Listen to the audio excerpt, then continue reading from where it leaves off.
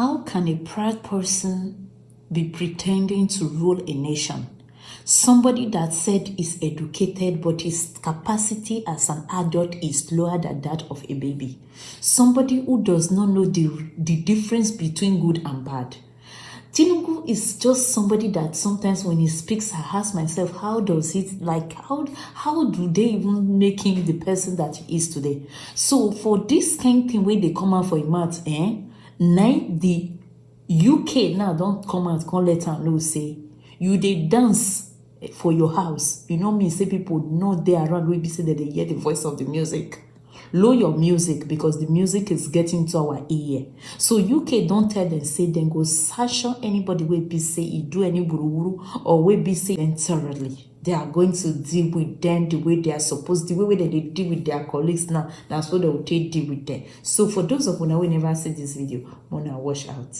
The British High Commission on Wednesday announced that it is collating relevant information about some Nigerians who engage in anti-democratic actions during the elections with a view to taking action against the individuals. The Commission also stated that it was concerned by the use of inflammatory ethno-religious language by some political figures and called on all leaders to distance themselves from the use of such inflammatory language, as well as prevent those who speak on their behalf from doing so.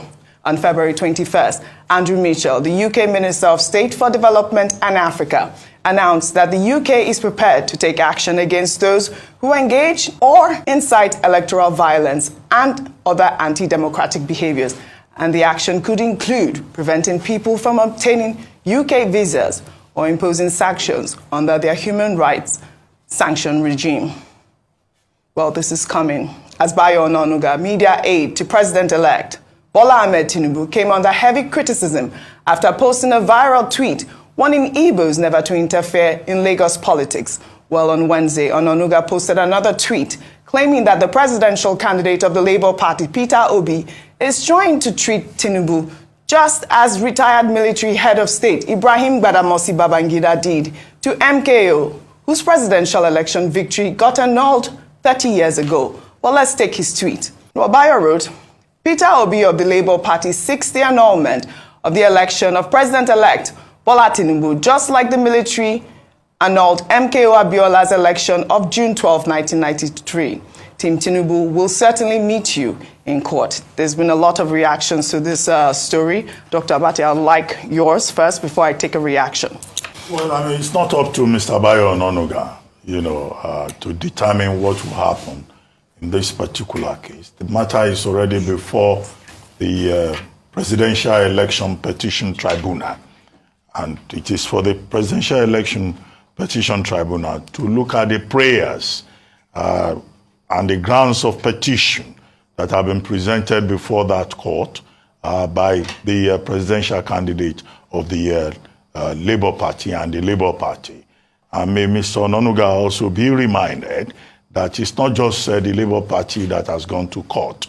3 other political parties have gone to court.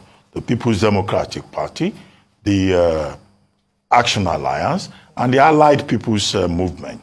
All of them saying that there were not just irregularities in that election, but that also the candidate of the APC was not qualified, and that in any case the election the outcome was invalid because INEC did not even follow his own laws, in addition to allegations of irregularities. Now, because in our system, what we run, is an accusatorial system, the onus is on those parties that have gone to court to prove it. So it's not about Mr. Onanuga saying he wants to annul the election. Once the matter is before the court, I think everybody should allow, the matter due process to take its course. That's one point there.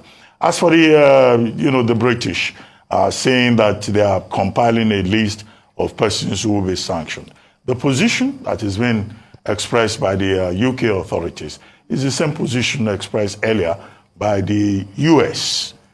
And the US is also saying that, look, persons who may have sabotaged the 2023 electoral process in Nigeria will be denied their visas, and that, sanctions will come.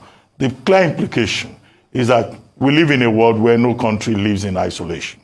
where what you do is observed by other countries, where impunity in any part of the world can be sanctioned by other, members of the international community. In other words, the world is watching. The second thing, of course, the point not made by the UK, made by the US, is that Nigeria itself should ensure that electoral offenders are punished so that people can learn the appropriate lessons, so that, the reign of impunity will not become a cultural thing, in Nigeria's electoral process. The only caveat to add in all of this is that the UK authorities and the US authorities, yes, they send their observers to watch that election. Maybe it's also possible to even encourage Nigerians to create a channel for Nigerians to come and report the persons who were electoral offenders. Some of them are very well known, because it will be embarrassing to discover along the line that some critical offenders were overlooked, by the international community. If we sit here now, we can, in fact, quickly collate some names and say, US, don't give this person visa for life. We can say, UK, never allow this person to come to, to UK, any part of UK, to come and pollute the environment. Because these are the persons who have embarrassed Nigeria by promoting irregularities, by promoting conflict, and behaving like they don't even care. All right, well, Ayo, before I come to you, I'll take a reaction regarding Bayo Ononuga's tweet. I mean, that tweet went viral. This is from Investigate, Prosecute, Confiscate. They wrote, "The circumstances surrounding the elections of Bola Tinubu and Chief MKO Abiola are vastly different. And any comparison by Bayo Ononuga between the two is a misrepresentation of history. Chief MKO Abiola won the people's mandate in a free and fair contest, whereas Bola Tinubu's election was characterized by vote rigging, violence, fraud, and intimidation, making it the worst election in modern history. Bola Tinubu should know better, as he was on the side of the fence fighting against such malpractices in those days. To suggest we compare the two elections is misleading and potentially harmful, particularly if such a comparison is used to undermine the legitimacy of the fragile democratic process in Nigeria." Over to you, Ayo. All right. First of all, let me just say that, to Doctor's point, people have actually signed petitions online identifying some specific people that the UK and the US shouldn't give visas to. So the people are speaking up. Now, with regards to this, I'm glad, since this is trending, I will quote a spotlight by Abia on Twitter, who had actually gone to dig up an old video where Tundu Abiola was speaking to a guest on the show, and who other than to speak about her father's legacy than the daughter of the man in question.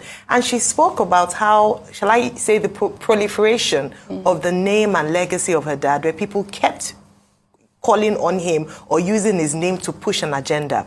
As we see in this case with Mr. Bayo Ononuga, comparing what happened in 1993 to what's happened now. Many people have said that the only similarity between Chief MK Abiola and Asiwaju Bola Ahmed Tinubu and the style in which they ran the election is that they ran on a Muslim ticket. In terms of other things that have trailed his campaign, his candidacy, the people, what they are seeking in court, very different. First of all, in 1993, there was no court process to seek an annulment. The order was made by the then military head of state, Ibrahim Badamasi Babangida. In this case, well, in terms of that, seeking redress, or the opposition party seeking redress, and they're the ones calling for an annulment. That's the point I was trying to make. Then in this case as well, it's interesting that the APC were the loudest, go to court, had the loudest voice in this. And now that Mr. Peter Obi, rather than calling for a revolution or asking people to go to the streets, is seeking redress in court as it's allowed by law. They are now court shaming him, if I put it that way. There was voter suppression. Please let there not be justice suppression. Let every man have his day in court if he feels aggrieved and can present evidence enough to convince the justices that he has a court to prove. APC and Mr. Bayo Ononuga, speaking on behalf of the APC, should please desist from trying to speak to people and skew the narrative or change the story and make it seem as if what Mr. Peter Obi is not within his legal rights as a Nigerian who wants to seek redress. Absolutely, I like that point. Rufai. Let me use Dr. Abbas's word. It's all a game. And this is the game of ethnic baiting. And we should be watchful. And please, I would like to call on everybody and all politicians. If we want peace, we must have it with justice, and we must stop the ethnic baiting. We all know when you mention June 12, what it skews towards. So it's a deliberate attempt to be able to rile a base up, saying that they should not take the mandate like they took the mandate of a certain group of people in June 12. And we should be careful. See, this person is a master media craftsman. He's been at this job for over 50, 60 years. He knows what he's doing. He knows the kind of message he's putting forward. And people should not fall for it. I have been able to establish, there's a huge difference between what happened in June 12. But this is ethnic baiting. And we shouldn't do this. See, if we want peace and the togetherness of this country, a lot of people have touted the court process. Let justice be done in court. After justice is done in court, then people can start looking at reconciliation. Because in the end, we still have to build our country, one way or the other. And all of this will be behind us. A couple of months from now, after court cases and everything, we'll still have to sit on the table. But we can only do that with justice. And we will remember the things people said before now. 2 direct tweets. Constant ethnic baiting. The first tweet was saying Igbo should have nothing to do. Ethnic baiting first tweet in Lagos politics. The second tweet was saying that if anything happens to the mandate, it will be seen like what happened in June 12. Deliberate targeted attempts. We would like to beg, please stop heating up the polity. Absolutely. It is best you get off Twitter now, because people are taking records of the things that have been said. True. Because in one breath, you are calling for de-escalation and healing, and you are going back to Twitter to heat up the polity and do ethnic baiting. We all know this game is crystal clear to all of us. All right, then. Let's not play it. It will not all go well for Nigeria. Let the court process finish. Whoever gets justice gets justice. Afterwards, we will sit down, then justice will be done, and people will demand accountability, and we will come together and move on.